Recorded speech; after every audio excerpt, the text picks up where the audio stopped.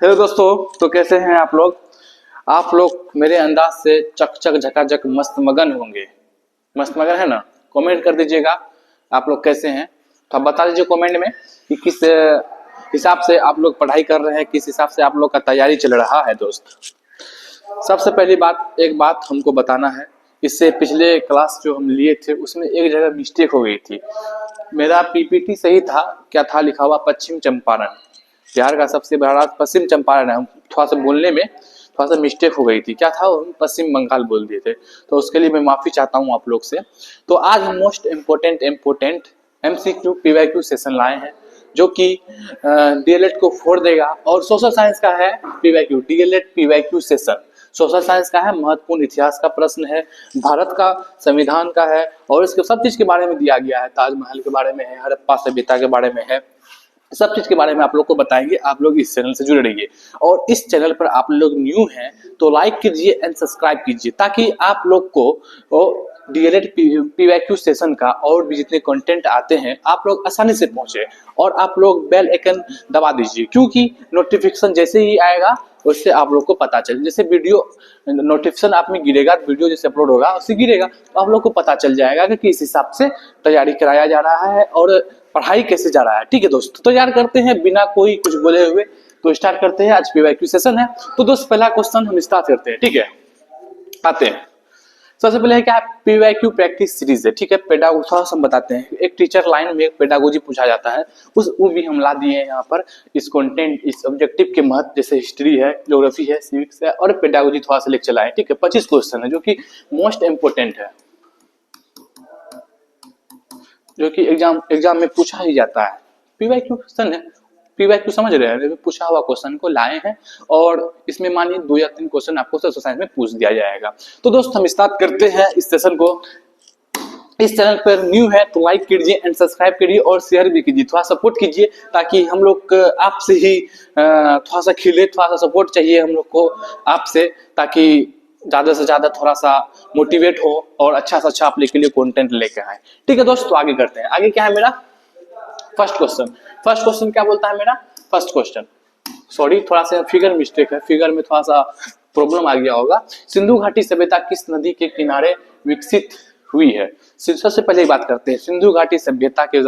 सिंधु घाटी सभ्यता से हम लोग को एग्जाम में क्वेश्चन थोड़ा थोड़ा पूछा जाता है, लेकिन पूछा जाता है, थोड़ा थोड़ा पूछा जाता है, लेकिन पूछा जाता है दोस्त। ठीक है, पढ़ते हैं। क्या सिंधु घाटी सभ्यता किस नदी के किनारे विकसित है। वो नदी है, क्या है, सिंधु, सिंधु नदी। पूछ देगा सिंधु घाटी सभ्यता किस नदी के किनारे विकसित है, वो है सिंधु नदी। आप लोग को बात समझ में आई, बात समझ में आई है ना। ये लाल टी शर्ट, बात समझ में आई आपको। चलो ठीक है, आगे बढ़ते हैं।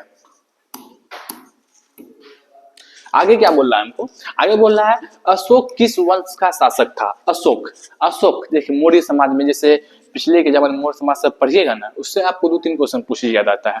और आप लोग को हम धैर्य रहिए, और आप लोग को हम पूरा सेशन कंप्लीट करवाएंगे सोशल साइंस का, और भी हमारे जितने भी टीचर हैं वो भी आप लोग को कंप्लीट सेशन कराया जाएगा। ठीक है दोस्तों, आगे बढ़ते हैं। आगे क्या है, अशोक किस वंश का शासक था। अशोक जो था ना, वो मौर्य वंश का शासक था। मौर्य वंश, अभी बोले ना आपको, मौर्य वंश से, मौर्य वंश का शासक था। अशोक किस शासक था, मौर्य वंश का। ये थोड़ा इंपॉर्टेंट क्वेश्चन है, इंपॉर्टेंट ले लीजिए। ठीक है, तो आगे बढ़ते हैं।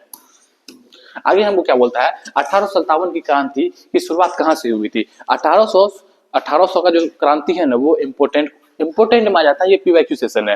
ठीक है, 1857 की क्रांति कहाँ से स्टार्ट हुई थी। वो स्टार्ट हुई थी मेरठ से। कहाँ से स्टार्ट हुई थी, मेरठ से। कहाँ से स्टार्ट हुई थी, मेरठ से। 1857 की क्रांति की शुरुआत मेरठ से हुई थी। 1857 की क्रांति कहाँ से बात हुई थी, मेरठ से शुरुआत हुई थी। तो ठीक है, आगे बढ़ते हैं। आगे क्या है मेरा, आगे है अकबर का नवरत्नों में कौन शामिल थे। कौन शामिल थे, बीरबल। अकबर बीरबल, आप लोग एक कहानी भी सुने होंगे, जो कि एक क्या है वो बोलता है उसको, कहानी टाइप का जो आता है टीवी वगैरह में शो करता है अकबर बीरबल, वो तो मुझे नहीं पता। तो आप उससे भी देख सकते हैं, उसमें भी थोड़ा सा आप लोग को, मैंने कि वो एक फिल्म टाइप का है, उससे आप थोड़ा सा ज्ञान उससे मजबूत होता है। अकबर खानों में कौन से शामिल थे, वो थे बीरबल। ठीक है, बीरबल का है, बीरबल। ठीक है, यहाँ थोड़ा सा फिगर मिस्टेक हो गया, अकबर एंड बीरबल का थोड़ा सा हम नहीं ला पाए, थोड़ा सा मिस्टेक है फिगर, इसके लिए मैं आपसे माफी चाहता हूँ। तो हम आगे बढ़ते हैं, हमारा कंटेंट क्या बोल रहा है आगे। आगे बोल रहा है भारत को स्वतंत्रता कब मिली थी। भारत को स्वतंत्रता मिली थी 15 अगस्त 1947 को। आप लोग को ये आसानी से पता होगा। और ये संविधान लागू हुई थी, ठीक है। और इसमें 26 जनवरी 1950 संविधान लागू हुआ था और 15 अगस्त 1947 को भारत हमारा देश आजाद हुआ था, जो कि हमारे पुरुष जो बहुत महत्वपूर्ण थे, जो कि आजाद कराने में शामिल हुए थे। ठीक है, हम आगे बढ़ते हैं। आगे क्या बोल रहा है, हड़प्पा सभ्यता का नगर नियोजन कैसा था। हड़प्पा, इसमें भी सॉरी थोड़ा सा फिगर मिस्टेक है, आपसे मैं माफी चाहता हूँ, इसके लिए मैं सॉरी समझ रहे हैं ना। तो आगे बढ़ते हैं। हड़प्पा सभ्यता का नगर नियोजन कैसा था। वो नियोजन था मुख्य व्यवस्थित।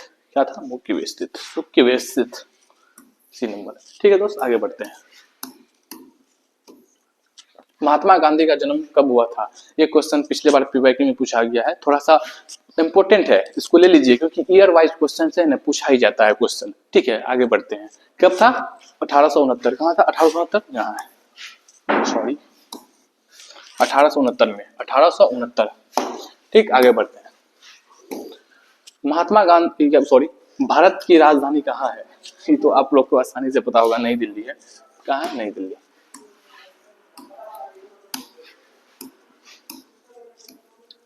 भारत की सबसे लंबी नदी कौन सी है, देखो यहाँ है भारत की सबसे लंबी नदी, है ना। भारत की सबसे लंबी नदी कौन सी है, गंगा नदी। भारत की सबसे लंबी नदी गंगा नदी, जो बिहार के बीचों बीच चिड़ती है, वो क्या है, भारत की सबसे बड़ी नदी है। भारत की सबसे बड़ी नदी जो बिहार को बीचों बीच चिड़ती है। ठीक है, आगे बढ़ते हैं। कर्क रेखा भारत के कितने राज्यों से करता है। कर्क रेखा, इसमें एक ट्रिक है, देखिए कर्क कैसे लिखते हैं, कर्क, ये 8 बनाता है, 8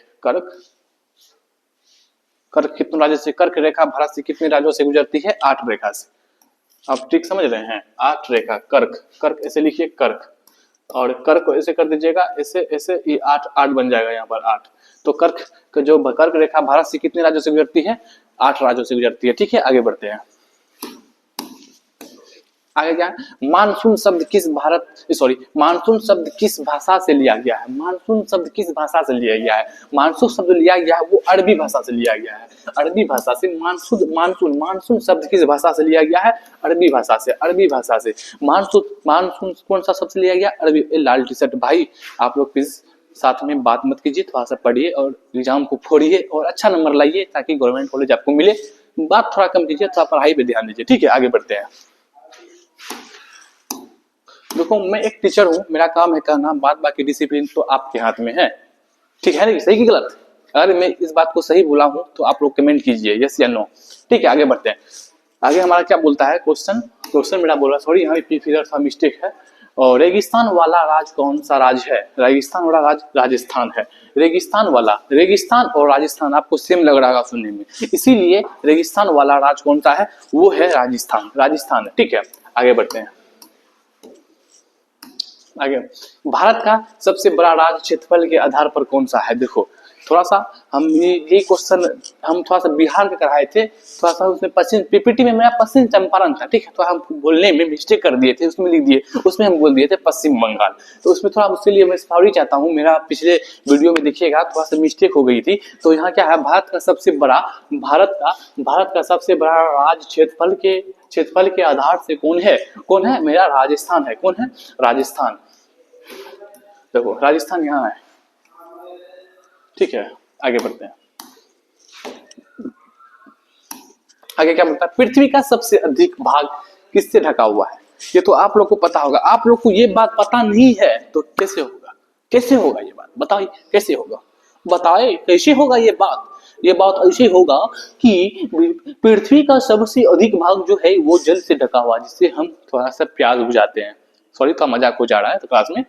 पृथ्वी का सबसे अधिक भाग जो ढका हुआ है वो है जल से। किससे, जल से। ठीक है, आगे बढ़ते हैं। भारत का संविधान कब लागू हुआ। भारत का संविधान कब लागू हुआ, भारत का संविधान लागू हुआ है 26 जनवरी 1950 को। देखिए आपको मैं से पिछले एक स्लाइड में बताए थे कि कब लागू हुआ, 26 जनवरी 1950 को। ठीक है, लोकतंत्र का अर्थ क्या है, लोकतंत्र का अर्थ क्या है? लोकतंत्र का अर्थ है जनता का शासन, मतलब कि लोकतंत्र एक जनता का शासन कहलाता है। क्या है? जनता का शासन। देखिए लोकतंत्र मतलब कि हम लोग जो है एक लोकतांत्रिक है, जनता का शासन होता है। तो लोकतंत्र का अर्थ क्या है? जनता का शासन। देखिए ये लोकतंत्र। आगे क्या थोड़ा सा इसमें फिगर मिस्टेक हो गई है, फर्स्ट मैं कंप्यूटर ऑपरेटर से कहूंगा थोड़ा सा फिगर मिस्टेक ना करे ताकि आप लोग को दिक्कत ना हो। ठीक है दोस्त, तो आप लोग चैनल पर न्यू हैं तो लाइक कीजिए एंड सब्सक्राइब कीजिए और शेयर भी कीजिए, और आप लोग हमको थोड़ा सा सपोर्ट कीजिए। और आगे आप लोग को सभी कंटेंट की तैयारी कराई जाएगी आइडियल टीचर एकेडमी पर। तब तक हम 25 क्वेश्चन लाए हैं। अगला क्वेश्चन क्या बोल रहा है वो देख लेते हैं। अगला क्वेश्चन क्या है मेरा? अगला क्वेश्चन मौलिक अधिकार कितने हैं? देखिए सबसे फर्स्ट ने आपको बताए थे मौलिक अधिकार 6 है। इससे भर के क्वेश्चन पूछा जाता है, भर के डीएलएड एंट्रेंस एग्जाम में भर के क्वेश्चन पूछा जाता है मौलिक अधिकार के बारे में, जो कि आर्टिकल के बारे में पूछा जाता है। वो लोग आप लोग को हम पढ़ाएंगे आगे थोड़ा सा। अभी ये एक जड़ से चलते हैं। देखिए एक जड़ होता है, एक पेड़ है, पहले हम जड़ चलेंगे, जड़ पे चढ़ेंगे तब एक हम फल तोड़ेंगे।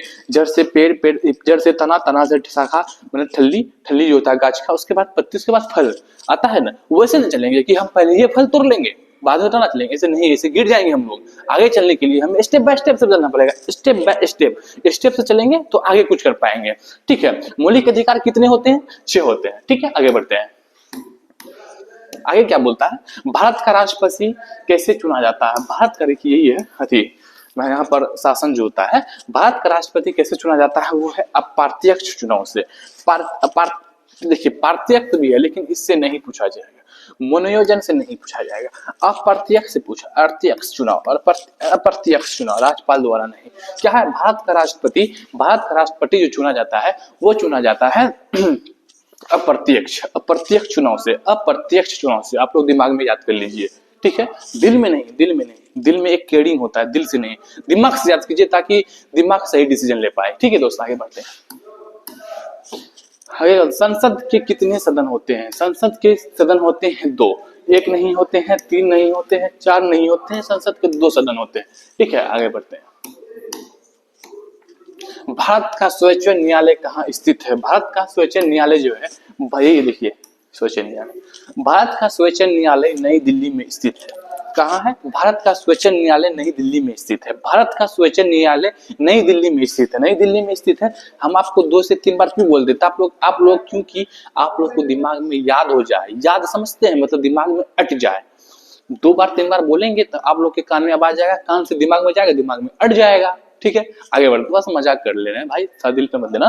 ठीक है, तो क्या है? भारत का सर्वोच्च न्यायालय कहाँ से स्थित है? नई दिल्ली में। ठीक है, आगे बढ़ते हैं। सामाजिक विज्ञान शिक्षण का मुख्य उद्देश्य क्या है? फिर थोड़ा सा पेडागोजी है जो कि टीचर लाइन में एग्जाम पूछा जाता है। आप लोग के एक ऊपर ज्ञान दे रहे हैं। क्या है? सामाजिक विज्ञान का शिक्षण का मुख्य उद्देश्य क्या है? क्या है? नागरिक चेतना। क्या है? नागरिक चेतना। ठीक है, आगे बढ़ते हैं। परियोजना विधि किस पर केंद्रित होता है? देखिए सीटेट एग्जाम आगे होता है, सीटेट एग्जाम और आगे बीपीएससी वगैरह। हमें बच्चा को सेंटर में रखना है। बच्चा हमें कुछ भी करे उसे भगवान, स्वर्ग सब चीज मानना है। बच्चा के बिना कुछ भी नहीं है, बच्चा ही हमारा सब कुछ है। कोई भी विधि हो, कोई भी कुछ, बच्चा सबसे अच्छा। ठीक है, आगे बढ़ते हैं। क्या है? परियोजना विधि किस पर केंद्रित होता है? किस पे होता है? विद्यार्थी पे केंद्रित होता है। आगे बढ़ते हैं। आगे हमारा कंटेंट क्या बोल रहा है? सहायक सामग्री का उदाहरण कौन सा है? सभी। क्या है? मानचित्र। देखिए यहाँ पर मानचित्र होता है, मानचित्र में लिख के पढ़ाना, मतलब कि चित्र अनुसार लिखा हुआ चीज को पढ़ाना। उसके बाद चार्ट पेपर पे पढ़ाना, चार्ट बना के। ठीक है, आगे क्या है? मॉडल, मतलब कि रोल प्ले, खेल कूद विधि के। ठीक है, उसके बाद ये सभी तो आ जा रहा है, ये सभी है तो यहाँ सभी में टिक करेंगे, मेरा आंसर सभी ठीक है। ठीक है, आगे बढ़ते हैं। बाल केंद्रित शिक्षा का अर्थ क्या है? छात्र केंद्रित, मतलब बाल मतलब विद्यार्थी, स्टूडेंट, उसी को छात्र बोला जाता है। तो हमारे क्या है? हमारे बाल केंद्रित शिक्षा का अर्थ है कि क्या है? छात्र प्रधान, मतलब छात्र के बराबर पढ़ाया जाए। क्वेश्चन आंसर छात्र के द्वारा, छात्र के सबके के द्वारा पढ़ाया जाए। ठीक है, तो हम आगे बढ़ते हैं। प्रश्न उत्तर विधि का मुख्य लाभ क्या है? क्या है सक्रिय सापेक्षता, एक्टिव। अगर हम प्रश्न कक्षा में बच्चे से हम प्रश्न पूछेंगे तो उसको क्या होगा, एक एक्टिवेशन होगा, मतलब कि वो पढ़ने की उत्सुकता जाएगी। ठीक है, तो क्या है यहाँ पर प्रश्न उत्तर विधि का मुख्य लाभ क्या है? सक्रिय सापेक्षता। ठीक है, आगे बढ़ते हैं। ये हमारे आइडियल जाने माने समझाने से छोटे से गली से निकले हुए आइडियल टीचर्स एकेडमी जो हमारे यूट्यूब चैनल है, यहाँ पर बीएड डीएलएड सीटेड, अभी डीएलएड का मिशन चल रहा है, तो आप लोग इसको लाइक करिए एंड सब्सक्राइब करिए, इसको थोड़ा सा सपोर्ट कीजिए, इसको थोड़ा सपोर्ट की जरूरत है आप लोग को डीएलएड का सभी विषय की तैयारी कराई जाएगी। मैं प्यारे बाबू जो कि आपको सोशल साइंस का तैयारी कराएंगे, और हमारे बीच और भी महारत टीचर्स हासिल है जो कि वो हासिल किए हैं अपने टीचिंग ट्रेनिंग में, वो सब भी आपको क्लास देंगे। तो दोस्त मिलते हैं अगले वीडियो में, bye bye, tata and take care.